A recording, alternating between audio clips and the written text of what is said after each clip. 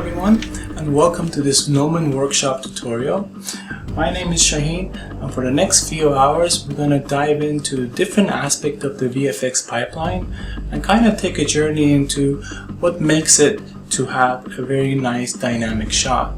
We're going to dive into Nuke, start tracking there, export to Maya, start lighting, and do our effects, and then render in V-Ray, send back to Nuke, and put our results together and composite a really nice shot. I hope you guys enjoy it.